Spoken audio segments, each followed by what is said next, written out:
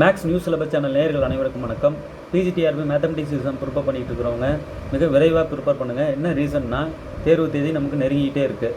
So நிறைய பேர் வேலைக்கு போயிட்டு வந்து மார்னிங்கில் இருந்து அதிக நேரம் படிக்கிற மாதிரி முயற்சி பண்ணுங்கள். என்ன ரீசன்னா மார்னிங்கில் படிக்கிறது நமக்கு மறக்காது. முதல்ல ஸ்டடி மெட்டீரியல் கையில் இருக்கா பார்த்துக்கோங்க. மெட்டீரியலே இல்லாமல் நீங்கள் படிக்கிறேன்னு உட்காந்துருந்தா waste. So full set study material வேணுன்றவங்க இந்த நம்பர் காண்டாக்ட் பண்ணுங்கள். உங்களுக்கு ஃபுல் செட் மெட்டீரியல் அனுப்பி வைக்கிறோம். ஸோ டைம் வேஸ்ட் பண்ணாமல் மிக விரைவாக படிங்க. இப்போது பிஜிடிஆர் மேத்தமெட்டிக்ஸ் எக்ஸாமில் வரக்கூடிய நியூமெரிக்கல் அனாலிசிஸ்லேருந்து ஒரு முக்கியமான ப்ராப்ளம் பார்க்க போகிறோம். Find del inverse of e power mx + n அப்படின்னு சொல்லிட்டு கேட்குறாங்க. இந்த நாளில் இது அப்படின்னு நம்ம சொல்லணும். இப்போ டெல் இன்வர்ஸ் கேட்குறாங்க. எதுக்கு? e பவர் mx + n-க்கு. முதல்ல நான் டெல்லு கண்டுபிடிக்கிறேன். Del of e power mx + n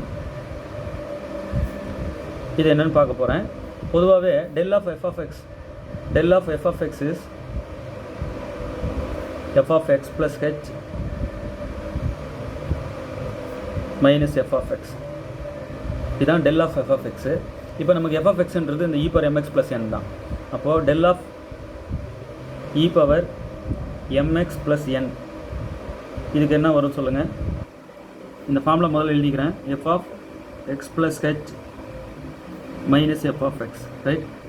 இப்போ fன்றது e பவர் mx + n, அவ்வளோதான். இப்போது எஃப்க்குள்ளே f of x plus h, எக்ஸுக்கு பதிலாக x plus h நான் இங்கே ரீப்ளேஸ் பண்ணி ஆகணும். முதல்ல இதுக்கு எழுதுகிறேன். இதுதான் f.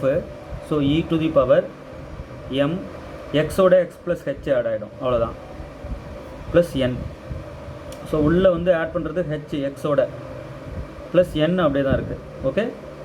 அடுத்தது மைனஸ் f of x இதே தான் e power mx + n. Okay. இப்போ நான் இந்த m உள்ள மல்டிப்ளை பண்ணிடுறேன். e to the power mx + mh + n minus e power mx + n. Okay. இப்போ நான் இதை என்ன செய்கிறேன், இந்த n முன்னாடி கொண்டு வந்து எக்ஸோட எழுதுனாலே அடிஷன் தானே. e power mx + n + mh. இதை முதல்ல எழுதிட்டு அப்புறம் mh பின்னாடி எழுதுறேன், அவ்வளோதான். Minus e power mx + n இப்படி ஆகிடும். இப்போ நான் என்ன செய்கிறேன், இதை ஸ்ப்ளிட் பண்ணலாம். இது ஒரு e பவர் mx + n ஆகும். அடுத்தது இன்ட்டு e பவர் mh ஆகும் எழுதலாம் இல்லையா. ஏன்னா e power a + b = e power a into e power b நமக்கு தெரியும் இல்லையா. அதுபடி ஸ்ப்ளிட் பண்ணுறேன். இதுதான் a மாதிரி, இது b மாதிரி. இப்போ ஸ்ப்ளிட் பண்ண என்ன ஆகும், e power mx + n into e power mh minus இந்த டேர்ம் அப்படி தான் இருக்கட்டும், e பவர் mx + n. இப்போ e பவர் mx + n வந்து இங்கேயும் இருக்குது. காமன் அவுட் பண்ணிடலாம். வெளியே எடுத்தோம் அப்படின்னா e power mx + n common out ஆகிடுது. உள்ளே என்ன இருக்குன்னா e பவர் mh இருக்குது. e பவர் mh - 1 ஆகிடும். இந்த இடம் 1 ஆகிடும். உள்ளே மல்டிப்ளை பண்ணி பாருங்கள், இந்த டேர்ம் கரெக்டாக வரும். ஓகே. இது எதோட answer? Del of e power mx + n-ஓட ஆன்சர் இல்லைங்களா. இதான் வந்திருக்கு. இப்போ இங்கே இன்ட்டில் இருக்கிற இந்த டேர்ம் இங்கே டிவைடு கொண்டு வந்துடுங்க. டெல் பக்கம் இந்த பக்கம் எடுத்துகிட்டு வந்துடுங்க. அப்போ என்ன ஆகும்னா 1/e power mh - 1 del of e power mx + n equal to e power mx + n.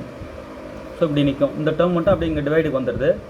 இப்போ இது கான்ஸ்டன்ட் மாதிரி உள்ளே எடுத்துகிட்டு போய்க்கலாம். ஏன்னா பாருங்கள், del of c of f of x is equal to c del of f of x. இந்த c-யை உள்ளே கொடுத்துக்கலாம், வெளியே எடுத்துக்கலாம். இந்த ரூல் படி நான் என்ன செய்கிறேன், இதெல்லாம் கான்ஸ்டன்ட் மாதிரி, இதில் எக்ஸ் டேர்ம் இல்லை பாருங்கள். இதுக்குள்ளே கான்ஸ்டண்ட்டாக டீப் பண்ணி உள்ளே கொண்டு போயிடுறேன் டெல்லுக்குள்ளே, இந்த ரூல் படி. ஓகே. தேவைன்னா c-யை வெளியே எடுத்துக்கலாம், உள்ளேயும் கொடுத்துக்கலாம், இந்த ரூல் படி. இப்போ நான் என்ன செய்கிறேன், அந்த c-யை உள்ளே கொண்டு போய் எழுதிடுறேன். அப்போ என்ன ஆகுதுன்னா e power mx + n divided by e power mh - 1 இந்த மாதிரி ஆகிடும். Equal to e power mx + n இப்படி ஆகிடும். ஓகேங்களா. இப்போ ரெண்டு பக்கமும் டெல் இன்வர்ஸால் நான் கம்போசிட் பண்ணுறேன். இங்கே டெல் இன்வர்ஸும் டெல்லும் வேனிஷ் ஆகிடும். அப்போ e power mx + n divided by e power mh - 1 இது அப்படியே எழுதிக்கிறேன். ஈக்குவல் டு இந்த பக்கம் டெல் இன்வர்ஸ் போட்டால் del inverse of e power mx + n. Okay. ரெண்டு பக்கம் டெல் இன்வெர்ஸால் நான் கம்போசிட் பண்ணும்போது இங்கே டெல் இன்வெர்ஸும் கட் ஆகிடும், இங்கே டெல் இன்வெர்ஸ் வந்துடும். ஸோ இதுதான் ஆன்சர். இப்போ e power del inverse of e power mx + n என்னன்னு யாராவது கேட்டாங்கன்னா இது சொல்லுங்கள், e power mx + n divided by e power mh - 1 அப்படின்னு சொல்லுங்கள். ஓகேங்களா? இந்த ப்ரூஃப் கொடுக்குறேன்னு ஆல்ரெடி நான் வீடியோவில் சொல்லியிருந்திருப்பேன், அந்த ப்ரூஃப் தான் இது. இப்போ இங்கே பாருங்கள், 4ல் எந்த answer correct? E power mx + n divided by e power mh - 1 option B தான் கரெக்ட். ஓகே, இப்போ இது யூஸ் பண்ணி தான் மார்னிங் ஒரு ப்ராப்ளம் வந்து ஷார்ட்ஸில் போட்டிருந்திருப்பேன். ஸோ இதான் அது. இங்கே பாருங்கள், இப்போது del inverse of e power x வந்து என்னன்னு சொல்லிட்டு கேட்குறாங்க இல்லைங்களா?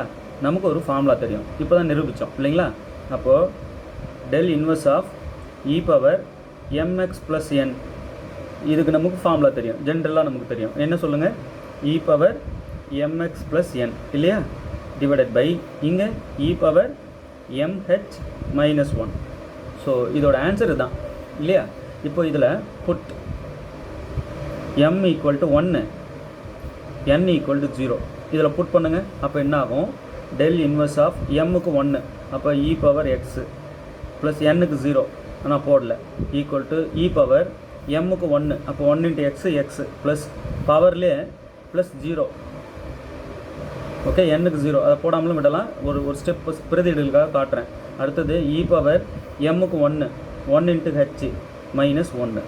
ஓகே, அப்போ del inverse of e power x equal to e power x plus 0 நான் விட்டுறேன். இப்போ எம்முக்கு தான் 1 கொடுத்தாச்சு, அப்போ 1 × x எக்ஸ் ப்ளஸ் 0 எக்ஸ் ஆகிடும், divided by e power h - 1. இப்போ del inverse of e power x என்னென்னா இதில் இருப்பாருங்க, e power x divided by e power h - 1 option B. Okay, நல்லா புரிஞ்சிருக்கும்னு நினைக்கிறேன். மிக விரைவாக இருங்க. ஃபுல் செட்டு மெட்டீரியல் கையில் இருக்குது, எடுத்து வச்சுட்டு நல்லா படிங்க. 7358591547 இந்த நம்பர் கான்டாக்ட் பண்ணுங்கள். இமிடியேட்டாக உங்களுக்கு ஃபுல் செட்டு ஸ்டடி மெட்டீரியல் அனுப்பி வைக்கிறேன். மிக விரைவாக படிங்க, ஃபாஸ்ட்டாக இருங்க. இந்த ரிசல்ட்டை மைண்டில் வச்சுக்கோங்க.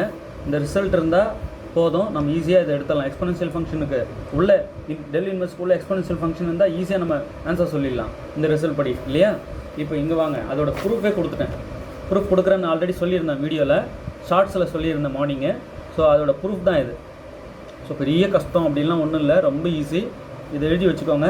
1க்கு 10 வாட்டி நல்லா ரிவைஸ் பண்ணிக்கினே இருங்க.